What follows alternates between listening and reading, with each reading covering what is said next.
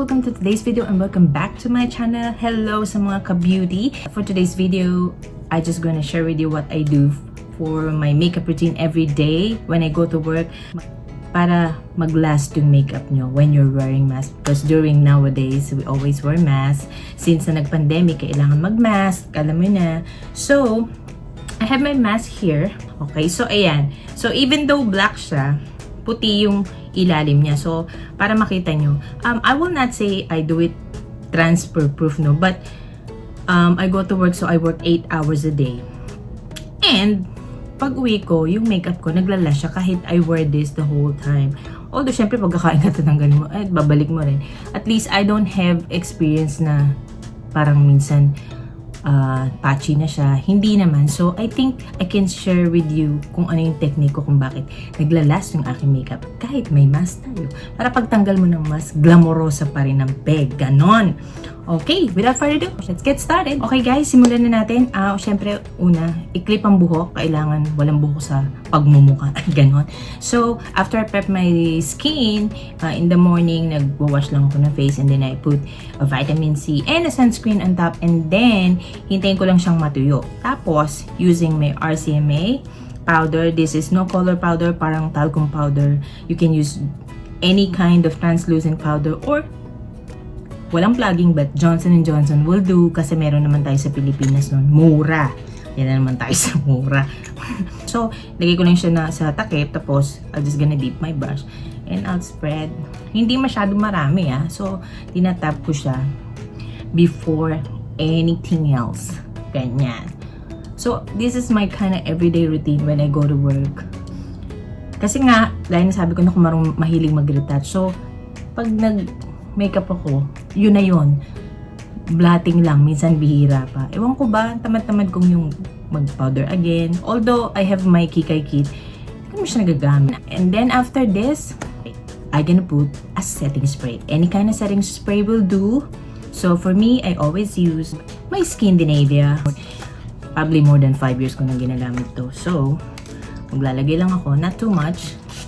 Kasi maglalagay pa ulit tayo mamaya. So, not too much daw. Dami. Okay, so hintayin natin siyang matuyo. Ayan, so after that, tsaka tayo maglalagay ng ating primer. So ako, usually matte talaga yung ginagamit ko. So for today, I'm gonna use my Honest Beauty primer. So, maganda to. I'll just put it in my fingertips. I'm gonna warm it a little bit and then I will just press it all over my face. Usually, I focus on my T-zone. Ganyan. Focus tayo sa T-zone. So, ang primer talaga, guys, mga mami, mga ka-beauty, it really helps for your makeup to last. Talagang malaking tulong siya. So, yun talaga ang kahit anong ganda ng foundation nyo, pag walang primer, lalo na pag oily skin, talagang babagsak sa lugar. Kumbaga, mahuhulas ang makeup. So, ayan, may buo pa pala, sorry. Hintayin nyo siyang matuyo, mga 1 to 2 minutes lang naman. And then, using my flower concealer, ito yung kinocover ko sa aking mga hanas sa pagmumuka, yung mga bakat-bakat ng pimples, mga ganon. So, ninaganyanan ko lang siya before I put my foundation. So, ayan lang naman. Okay. So, ganyan. And for today, ang gagamiting foundation is the Fenty Beauty. Itong Fenty Beauty, maganda rin. It's a matte foundation. Kung gusto nyo mag-last under your mask ang inyong makeup, make sure na gagamitin nyo yung mga matte, long wearing, transfer proof. Actually, yung mga transfer proof, hindi naman talaga 100% transfer proof. Meron din talaga ding bakas. Ganon. Hindi parang walang transfer proof. Parang wala namang ganon. Halos karamihan ng transfer proof na tinry ko, hindi rin naman 100% transfer proof. Magta-transfer din. Huwag kayo maniwala. So, I'm gonna use 2 pumps. And then, dahil na-discover ko itong Glow Baby Booster Serum with glycolic acid vitamin C ng Pacifica, ginagamitan ko lang ng mga 2 drops. Parang pang pag-glow to 2 drops lang. Kasi nga, pag matte yung foundation, parang may little glow. Ayan. So, recently parang nagugustuhan ko yung mga medyo glowy look, ganyan. But hindi yun talagang greasy kasi alam niyo naman, oily skin tayo, hindi tayo pwede sa super glowy look kasi magmumukha tayong nilitsyon. Ganyan. Imimix ko lang siya at the back of my hand. Then, using my makeup sponge, this is from e.l.f. And then, I will start at the middle, palabas. Ganyan. Ayan. So, medyo double coat ko lang yung mga hanas ko sa pagmumukha. Ganyan. So, yung dito sa chin, dahil magmamas naman, pwedeng hindi nyo na masyadong kapalan. So, yung two pumps ko actually meron pa. So, inaano ko lang siya. Biniblend out ko lang talaga siya. Maigi. Ganyan. Sama niyo yung konti dyan. So, itong Fenty Beauty matte talaga siya. So, madali siyang matuyo. So, kailangan you work out fast. Mabilis kayo. Ganyan. Fast forward. Ganon. So, ayan. Nakita nyo na. So, hindi siya ganon ka full coverage. Kasi hindi ko naman dinamihan. So, now, maglalagay tayo ng ating concealer. So, dahil nagustuhan ko ang Il Makiage Concealer, ito ang gagamitin ko today. So, maganda yung coverage nito, guys. Although, talaga siyang medyo may katigasan yung paghugot. Bayan, di magandang pakinggan. So, maglalagay lang tayo dyan. And dito. Ganyan. So, ganyan lang. Alalay lang sa concealer. Ganyan. Maglalagay tayo ng konti dyan. Ganyan. So, yung sa chin, hindi ko nalalagyan kasi gaya na sabi ko, magmamas naman. We're just gonna blend it out. Gaya ng I normally do. Ganyan.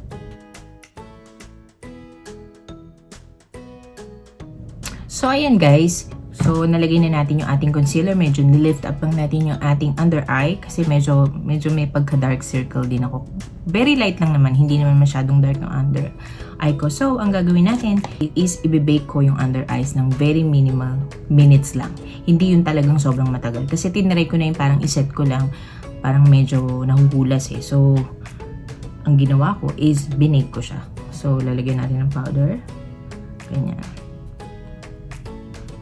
And especially the nose. Kasi dun sa nose, dyan ang unang nahuhulas dahil sa mask.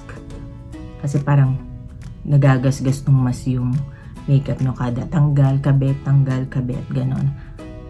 So, ibibake ko siya. So, ang gamit ko pala is the Honest Beauty Invisible Powder. Invisible pero kita. Minsan hindi ko maintindihan yung mga ginagamit nilang term, no? Pag na-realize mo, hindi akma. Charot. And then, for the outer perimeter of my face, I'm gonna use, of course, my favorite, the Maybelline Super Stay Full Coverage Powder. So, I use my brush, I dumped it, and I'll just do this, like that. So, as you can see, I just press my powder. I don't swipe. I just do a pressing motion. Press, ganyan. So, ito talaga will last hanggang madaling araw. Okay. And then, after that, I'm just gonna do my brows and my eyes off cam, and I'll be back. So, ayan guys, I'm back at naglagay lang ako ng konting colors. Nagblend lang ako ng 3 colors. Any color of your choice para sa inyong eyeshadow will do. So, I put a little bit mascara, tas hindi ako nag-wing eyeliner, pero naglagay ako ng very light eyeliner. And then, gagamitin ko yung konting color na ginamit ko sa aking eyeshadow sa lower lash. So, as you can see, na-brush off ko na yung aking bake. So, yan na yung resulta ng ating bake. So, lock in na siya. Hindi na yan gagalaw. Yung under eye nyo, for sure, hindi na yan pupunta kung saan. So, this is the Wet n Wild bronzer. Actually, wala na akong makita ng gaya na ito. Tingnan nyo guys. Gamit na gamit. Favorite ko talaga to. Wala na akong makita ng ganito. Nasira na nga yung takip. Pero, talagang hindi ko siya mabitawan. Gusto ko yung kulay niya. As in. Kaya minsan talaga meron kang mga bagay na hindi mo kayang bitawan. Hugot ba yun, sis? So, ganyan. So, di ba ganito yung mga usong look ngayon? Parang yung mga intindihan kung anong look yung gusto mong i-achieve. Bakit merong ganitong look. So, ganyan. And then, magkukontour lang ako ng aking nose, of course. Parang maglalagay tayo ng konting katangusan. So, pag nagkontour ako, dahil nakamas, mas nag-focus ako dito sa upper.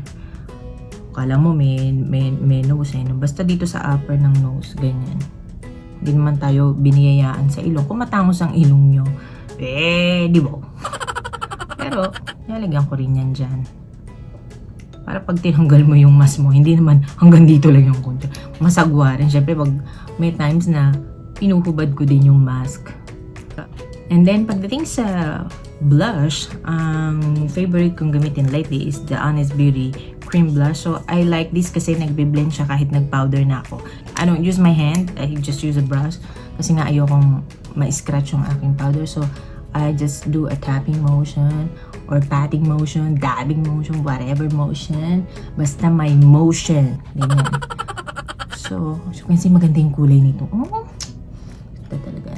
So, ang gusto ko kasi talagang, ba yun? Gusto ko to kasi super blend talaga siya kahit na nag-powder ka na at hindi harsh looking. Parang fresh lang. So, syempre, lagyan natin dyan, no? Para sa kids look. So, ayan guys, lalagyan na natin yung ating highlighter. Talagang nag-highlighter pa rin ako. Ganon akong umawara under the mask. Talagang naka-highlighter pa rin. So, alam nyo na, ganito ang routine ko everyday pag pumapasok ako. So, lalagyan natin dito ng highlighter. Focus din ako dyan. And then, tayo ng konti sa ating eyebrow. Ganyan. Kasi, ang mata na lang ang panlaban natin pag naka-mask. Sa mata na nga nagkakatalo kasi pare-pareho na tayo ng aura. Naka-mask. And then, gamit ako ng brush using my Murphy. Basta, maliit na brush. But this is highlighter from Juvia's. Super ganda nito guys. As in, since na-try ko to, laging ito yung ginagamit ko. So, nasa sa inyo naman kung gusto nyo pang mag-lipstick. Pero kung hindi nyo prefer mag-lipsticks, okay lang din naman yung ganyan na. Diba okay naman na? Hindi naman mukhang masama. Okay na kahit walang lipstick. Pero ako nagli-lipstick pa rin ako. Sayang ang lipstick, gamitin, di ba? Baka ma-expire. So, kung gusto niyo namang mag-highlighter din sa pisngi, ako bihira kasi ako mag-highlighter sa cheeks nung since na nagmask. Pero sige, maglagay tayo. Di ba? Para putok. Ganyan. So, bali ang gagamitin ko sa lips is maglalagay muna ako ng very light lipstick. This is from ColourPop. Hindi na tayo mag-lip liner. And then, using my Milani number 12, this is the Amor Matte. So, lalagyan ko lang yung middle part ng aking lips. So, magiging ganyan ang ating lipstick. So, very, very light lang. And then, ang ginagawa ko dyan, syempre magta-transfer yan. So, kasi hindi naman, yung ginamit ko sa base, yung ColourPop, hindi naman siya transfer proof, hindi rin siya matte. So, ang gagawin ko is, using my brush, and my translucent powder. Any translucent powder or any powder, wag lang yung may mga shimmer. Pwede nyong gamitin. And then, I'm gonna tap a powder on the lips. Ganyan. Then, brush it up. So, as you can see, hindi masarap ang powder. Parang nalasahan ko siya. So, naging matte siya. Diba? So parang fresh look lang. And now, the main secret is we're gonna set our makeup with a setting spray. Since nag-start ako mag-makeup at na-discover ko na this will lock in your makeup, eto na talaga. Okay, let's do a generous amount. Pag sinabing generous talaga, hindi yung isang spray lang. Huwag nyong tipidi. Ganyan. Yung tipong parang basang-basa kayo sa ulan. Charot. And then, habang basa siya, using my makeup sponge na ginamit ko, medyo pahanginan nyo lang ng konti. Minsan pinapaypayan ko muna ng konti. Using my pamaypay, of course. Just a little bit. Kasi basang-basa eh. So, paypayan ko siya ng konti na ganyan. And then, yung pinaka-clean part, pinapat ko siya. Pat lang, ganyan. Ipapating motion nyo lang. Hindi nyo siya igaganon. So, ayan. And that's it. We're ready to go. So, ganito lang ang aking makeup routine everyday pag mag-work ako. So, and this makeup lasts for whole 8 hours I'm on duty. So, ayan. Tapos na. Let's try putting our face mask. So, guys, as you can see, ito yung aking face mask by Maya Gregory. So, let's say creation. Maya Gregory creation. So, ito, love na love ko yung mask niya as in. Since nag-avail ako sa kanya nito, ito hindi ko na binitawan. Ito na lagi kong gamit. May mga ibang design pa, may mga ibang kulay. So, white siya. And as you can see, meron siyang pocket. Dito nyo lalagay yung filter, kaya siya may pocket. Baka iniisip nyo kung para saan yan. May nabibili kasi mga filter for face mask, so pwede nyo palitan. And this is very washable. So, pag galing ako sa work, nalabang ko lang siya. Just soap and water at madali siyang matuyo. Okay, anyway, so let's try. Ilalagay ko yung aking face mask. Ganyan. So, ayan. So, ganyan lang ang nakikita pag nakamas ako sa work. So, ito lang talaga. And then, tatanggalin ko siya. So, pag tinanggal ko siya, as you can see, for 8 hours, sometimes, pag umuwi ako, dito sa mga sides dyan, dito sa may nose ko, medyo may konting transfer. But what I'm saying is, hindi siya ganun na hahawa lahat ng makeup nyo dito. So, kaya madali ko siyang nawawash. Kasi talagang, kahit ilagay ko siya ng, tingnan mo, ididip ko. Lagay pa natin ulit. So, ayan. So, kahit paulit-ulit nyo yung ilagay, tanggalin, malinis. O, diba? So, may pagka-transfer proof na rin. So, I hope na nag-enjoy kayo sa tip na to na how to make your makeup last under your face mask. So ayan guys, that's all for today's video. I hope na nakatulong ang aking tip how to make your makeup last under your face mask. And if you do enjoy watching this video, don't forget to give me a thumbs up and please subscribe to my channel if you haven't yet, and consider to hit the notification bell para maging updated kayo every time I upload a new video. Ayan, hanggang sa muli, magkita-kita po tayo. Have a blessed day and stay beautiful. Bye!